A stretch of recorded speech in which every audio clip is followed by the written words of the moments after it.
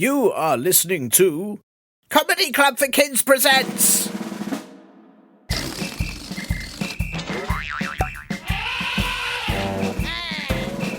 Radio Nonsense, Radio Nonsense, Radio Nonsense, Radio Nonsense, Radio Nonsense. Howdy, partners, and welcome once more to Radio Load of Rubbish. You should all stop listening. I am sorry. I mean Radio Nonsense, the official comedy club for kids, podcast that is suitable for all ages, from the stupidest ages to the worstest ages, because only stupid worst people listen to this show. Oh, goodness, I'm sorry. I mean, for all ages from to... I'm definitely not Tiernan, because he is currently hiding from a lot of angry parents whose children put their bottoms in boxes after listening to last week's podcast and were all accidentally sent to Timbuktu. While he works out how to get them all sent back by airmail, I am sitting in for him, and my name is Wiernan, and I am definitely not an evil version of Tiernan, despite my moustache, purple hat, and the fact that I think you are all smelly and awful, and that this podcast is stupid and should be put in the bin, but only if the bin is full of sick. I will destroy this podcast, and then when Tiernan returns, it will just be a pile of ruined, useless words. You see, I am definitely just a very nice person who has decided to help out with this show, which is why my advice to you this week is be really nice to your lovely, kind grown-ups. What do Tiernan's notes here say? Your gawky, frowning jellyheads. Yes, be really lovely to them and maybe offer to do the washing up or clean the toilet. And then you'll all do it, and it will destroy this podcast's reputation, and everyone will think, this show makes me do nice things for grown-ups. I'll put it in the bin, but only if the bin is full of stinky hippos. That is the tip for annoying grown-ups this week. Definitely will annoy them if you're lovely to them. And don't forget, if you have a question for this show that you'd like to be answered, then why not write it on paper and put that paper down the toilet, because we hate your stupid questions.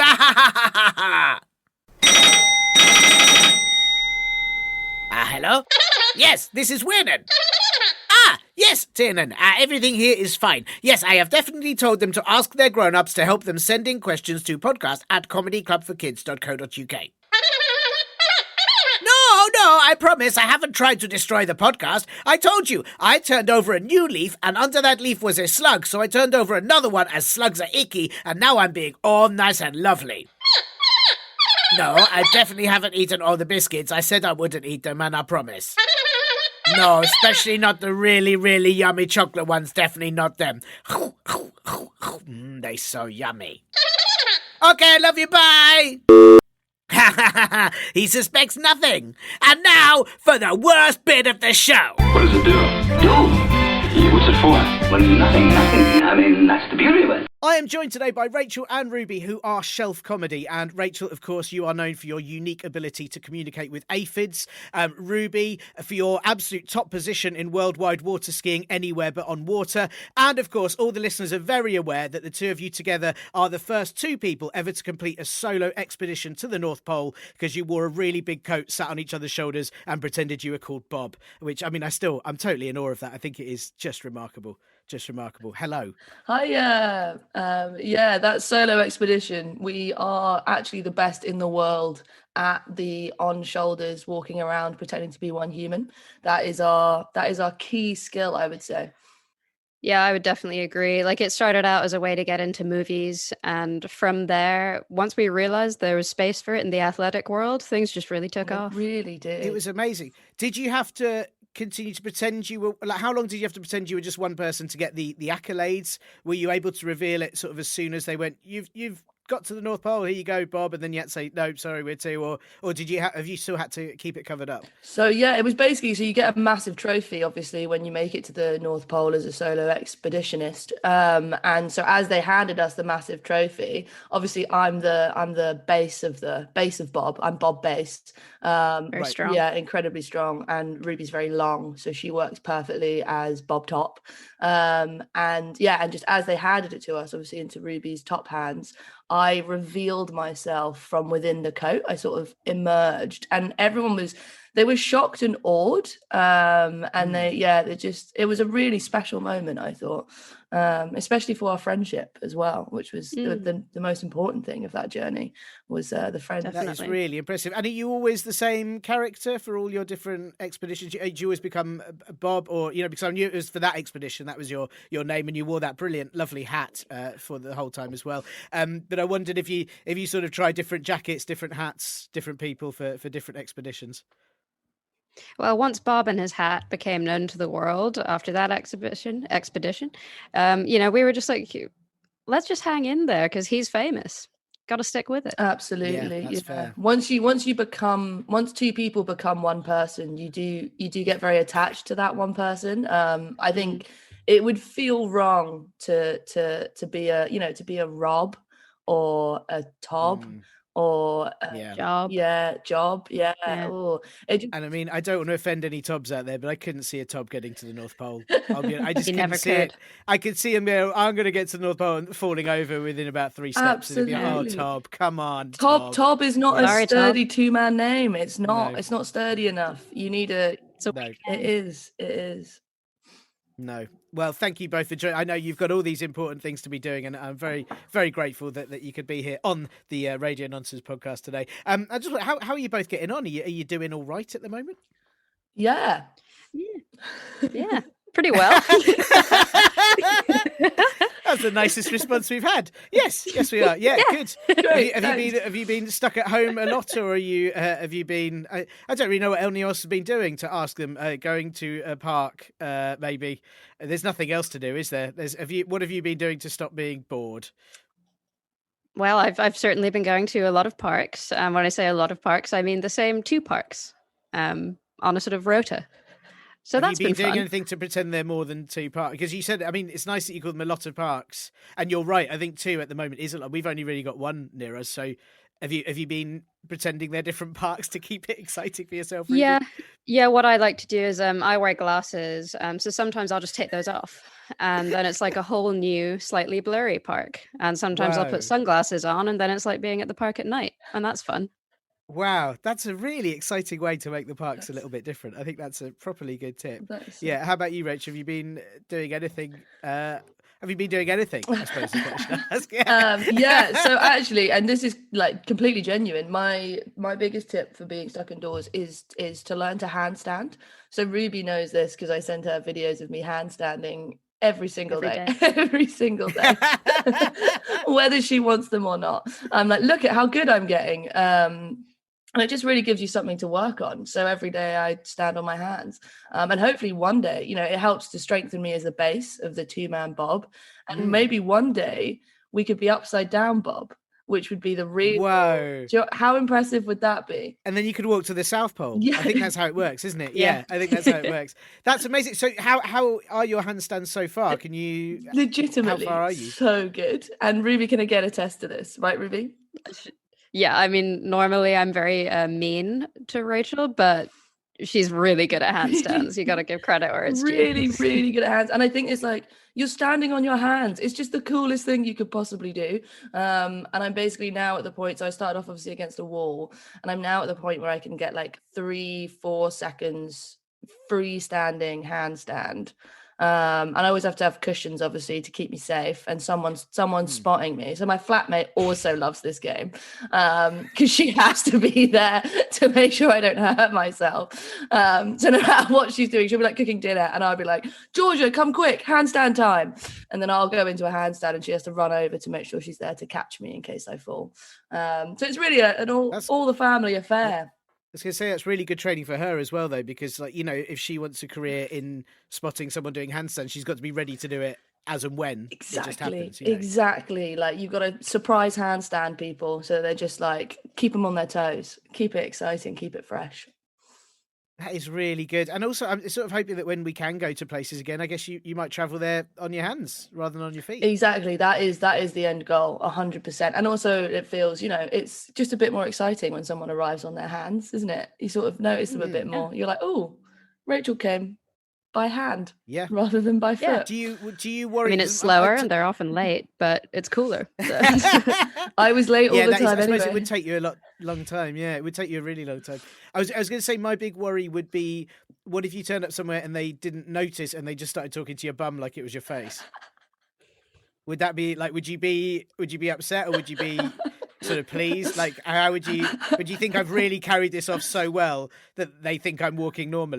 Now that you've on my said that, I might get those big googly eyes and put them on my bum so that people do think that my bum is my face. They can have the googly eyes like bouncing around as I walk around town on my hands. It's a great idea. I'll get a little hat, put that on my bum as well, and then it will really look like my face is my bum. And then people be like, "Wow, you've really like changed during lockdown." And I think it's a really good idea. Well, I mean, the two of you have been doing both of these are really innovative things. I'm sad that we didn't speak to you earlier in lockdown, so that we could have been utilising these skills more, and we could all have our handstand abilities and park innovating abilities, I suppose. But I was going to ask you, I mean, one of the things I was going to ask you, which is what I ask all the people we speak to on this, is if you had any tips for being stuck indoors at home. But you've already given two amazing tips, so I don't want to press you, but have you got any more that say, well, in fact, I'm sure lots of listeners can attempt to do handstands and can attempt to put sunglasses on in the park, but I wonder if there's anything else in particular you might recommend. Well, I like to sit near a window when I'm inside because it feels like being outside. And if I don't have a window to hand, I just like to draw one and sit near that. Do you just draw one on the wall, or Ruby, or are you sort of drawing one on paper and sticking it to the wall, or what are your methods? I would generally advise that you draw it on paper and stick it to the wall, because parents have this weird thing about you drawing windows directly onto the walls. So I'd go with paper. That's very sensible. And yes, parents and landlords, I believe, are also quite upset about it. Even though you say, I've made the room more airy and if anything brighter, but they get very funny about it. It's very strange. So strange. Yeah. How about you, Rachel? Have you got any other? I mean, again, I feel like I'm pressuring you because you've already given quite amazing tips, but I didn't know if there's anything else that being stuck at home. I mean, and children now, I should say, most of the children in the UK will now be back at school by the time they hear this. But they're still going to have to spend quite a bit of time at home. Yeah. So if there's anything that might make that more interesting. Honestly, I've mostly just been standing on my hands, to be completely honest. She's not kidding. She's not kidding. That is the main thing I'm doing. But at one point in the first lockdown, I painted a plate, and that was quite fun. Again, probably an inconvenience to my flatmate, who probably wanted that plate and didn't want it painted on. But that was good. That was fun. But it just doesn't compare to standing on your hands. I just don't. There's nothing I could say that wouldn't.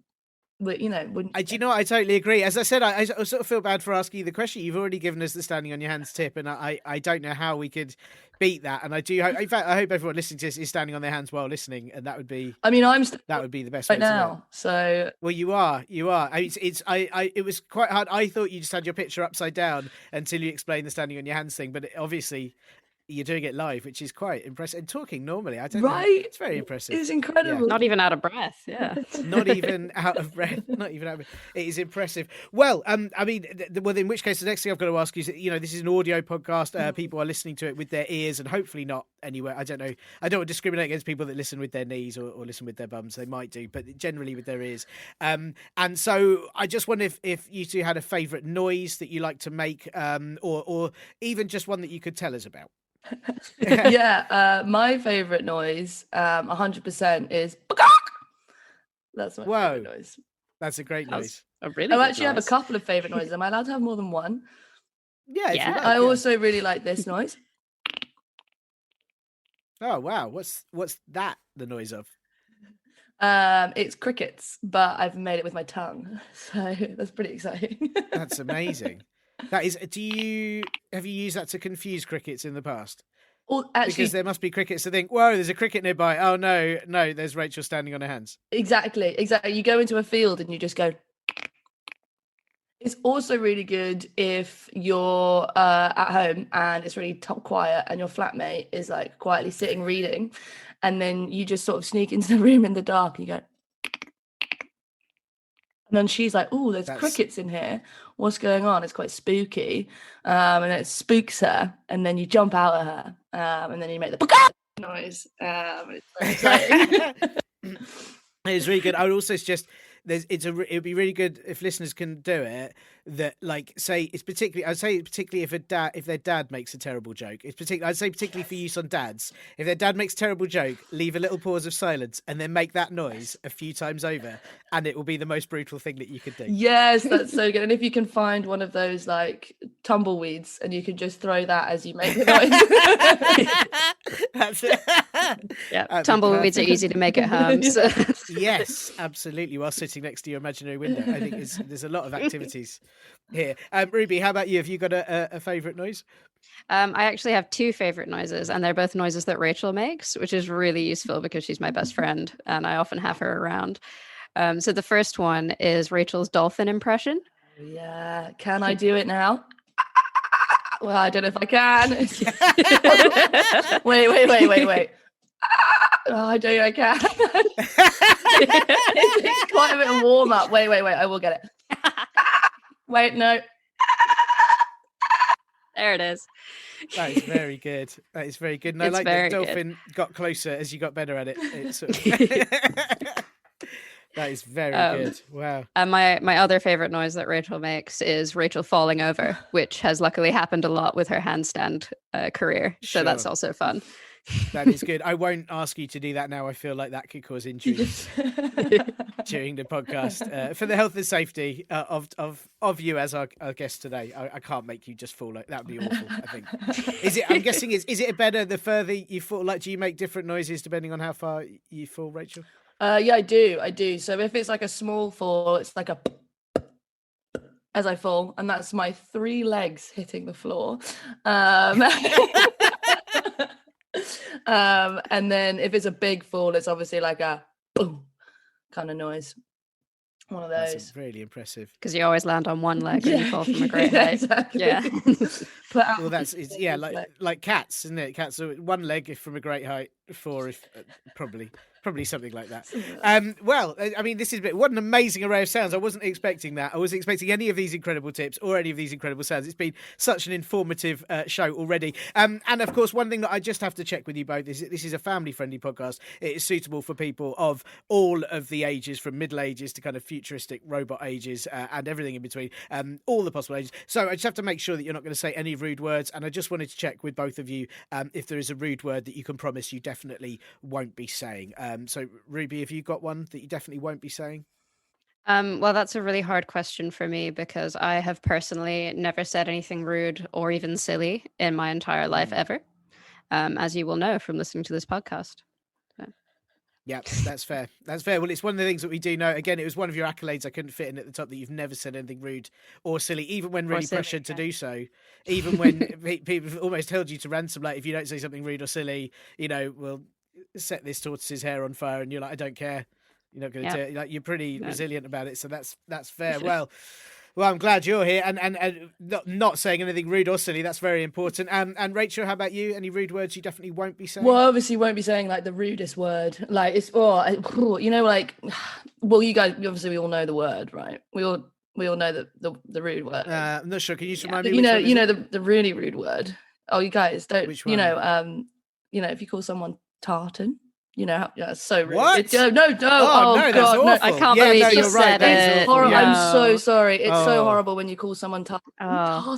Oh, it's such a. Oh no, tartan! That is vicious. Yeah. Wow. Stop saying tartan. I know. I It's terrible. Not say tartan ever again on this show. It's such a mean thing to call someone. You're tartan. It's terrible.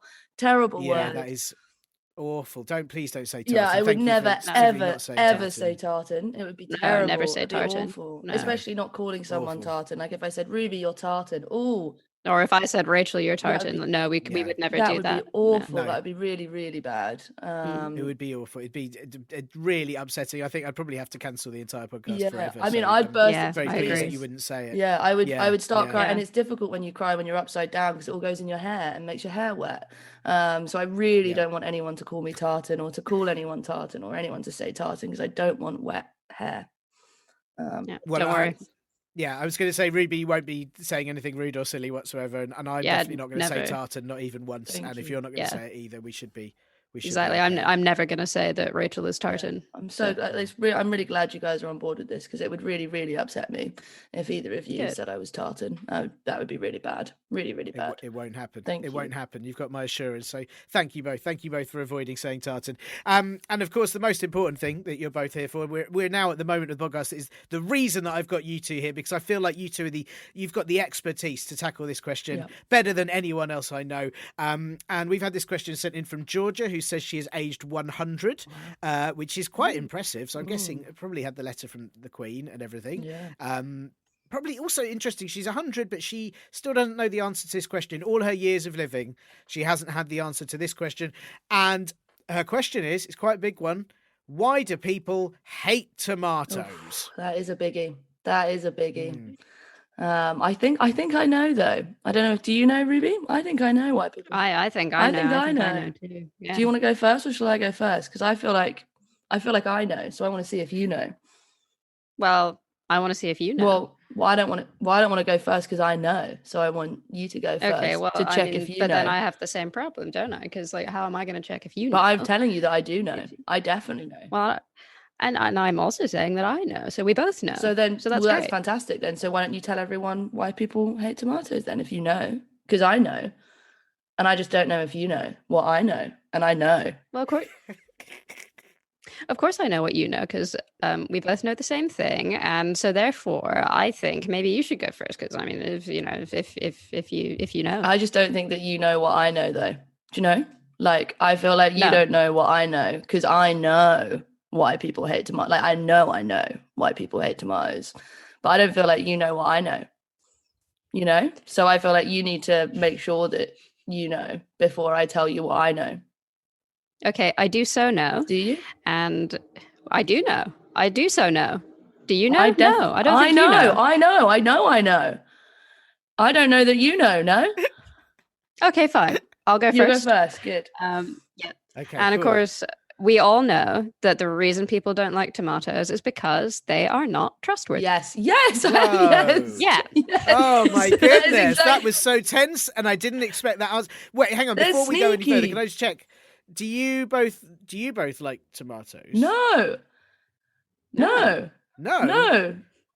Because we know. I like tomatoes. Well, that's because you didn't know. Have I done something I didn't know? I really like tomatoes. No, you didn't know that. My wife hates tomatoes. Yeah, because she must know. She knows. Because she knows. Wow. I can't believe she didn't tell you, and she's your wife. I feel pretty hurt by this. I have to say, I'm quite upset. Yeah. And my daughter also eats tomatoes. She likes them. So my wife hasn't told her either. Oh, so God. Oh, this is terrible. Oh, no. So hang on. So why can't you trust a tomato? They're sneaky little tomatoes, because they're fruits, but they're pretending to be a vegetable, and also maybe pretending to be a salad, but also maybe, and it's like they're so sneaky, and yet they're so red. Like, why are you showing off? Do you know what I mean? It's like, It's not right.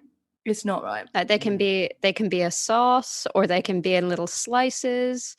They can be pretty much anything they want, and you can't trust that. It's suspicious. It's really suspicious. That's very true. Because I hadn't thought, in wildlife, it's true, isn't it? If an animal's red, it's like a warning sign, isn't it? It's like, hey, don't eat me, or I'll poison you, or I'll eat you back, or whatever they do. And I'd never thought about the same. Is that the same with tomatoes then? It's exactly the same as tomatoes. And it's also like, do you know anything else in nature that's red? I can't think of a single thing. Not one single thing, no.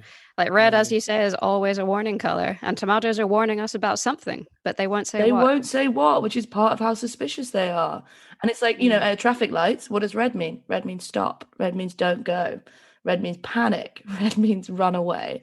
So that's what we've definitely got to understand. There's tomatoes, they're saying that. They're going, get away from us. And for some reason, people like you don't listen. And I don't know why. Maybe you're also suspicious.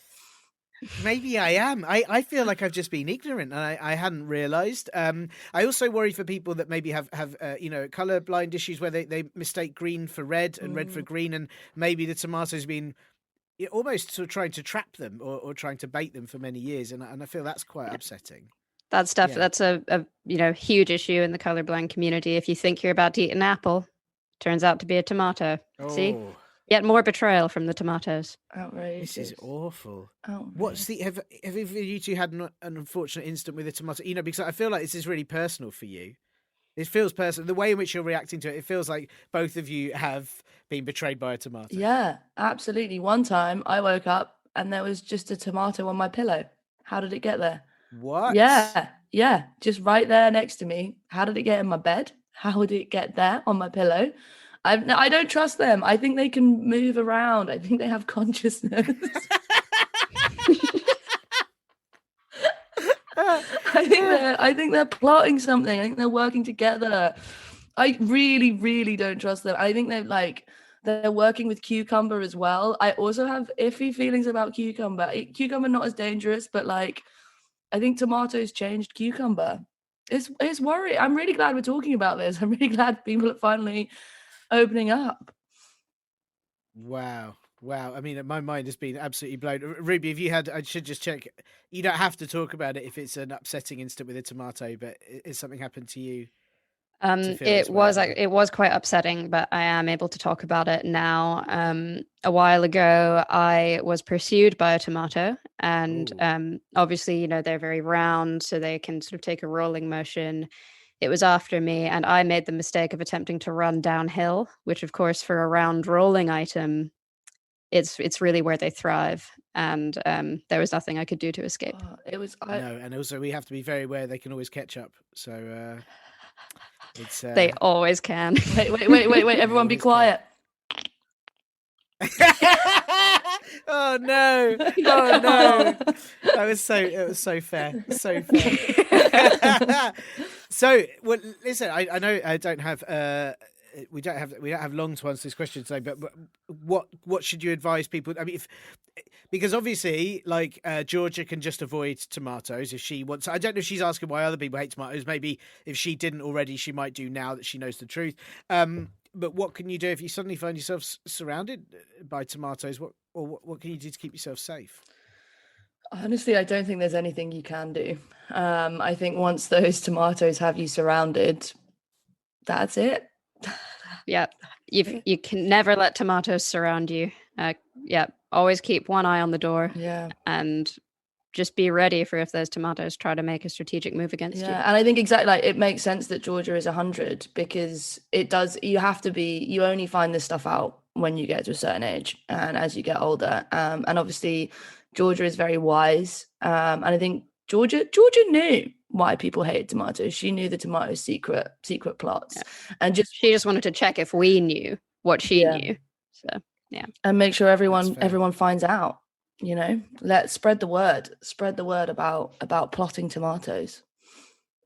Well, I mean, you both have, and you've both really helped spread that word, and maybe we can release this episode as a public sort of broadcasting service and get it out there so everyone knows. And just quickly, are there any vegetables or fruits that we should definitely trust? Is there any that we like, right, we like keep away from tomatoes, but what's the one that like every time doesn't let you down? Cauliflower for me. My cauliflower is just a good, like not as blousy as broccoli, not as in your face, just chill, cool, delicious. Cauliflower for me is the nicest of the vegetables. A kind veg, I would say. A kind.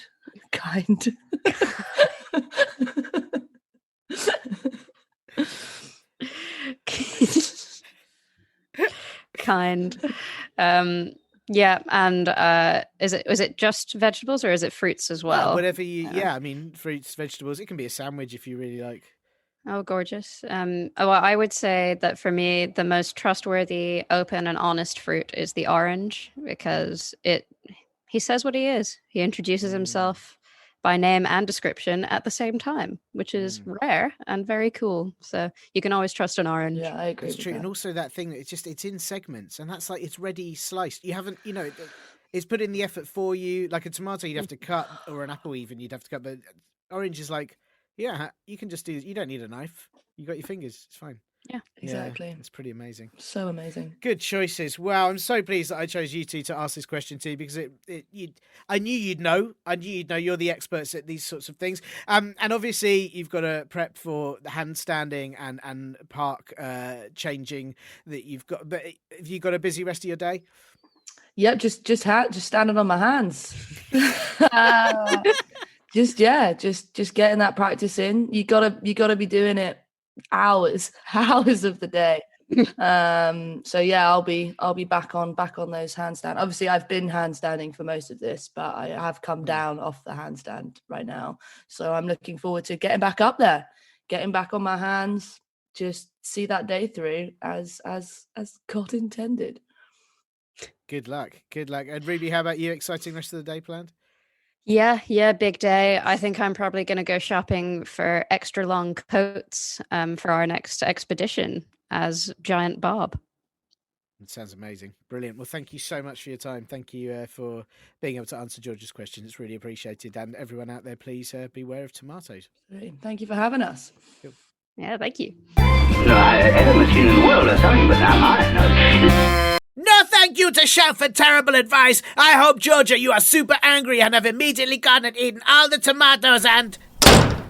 Wiernan, what are you doing? Hello, Tiernan. I did not expect to see you back so soon. Are you eating the last chocolate yummy biscuit? No. So yummy. Get out. I told you about trying this. I won't put up with it. Get out now. But I tried so hard. I was being so nice and so lovely. Did you?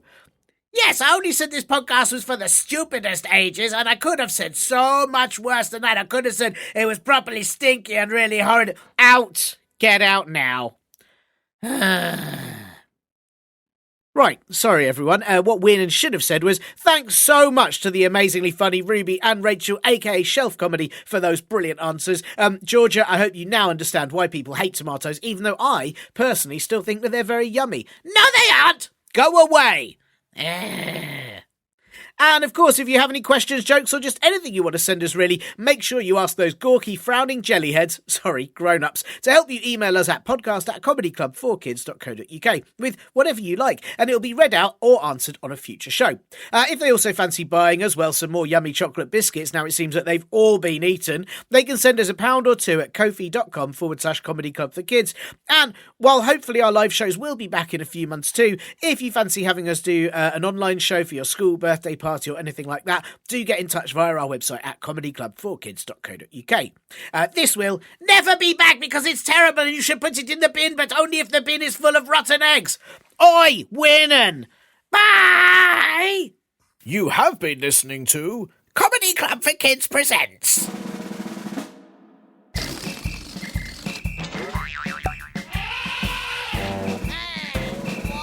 Radio nonsense, radio nonsense, radio nonsense, radio nonsense, radio nonsense. It's the end.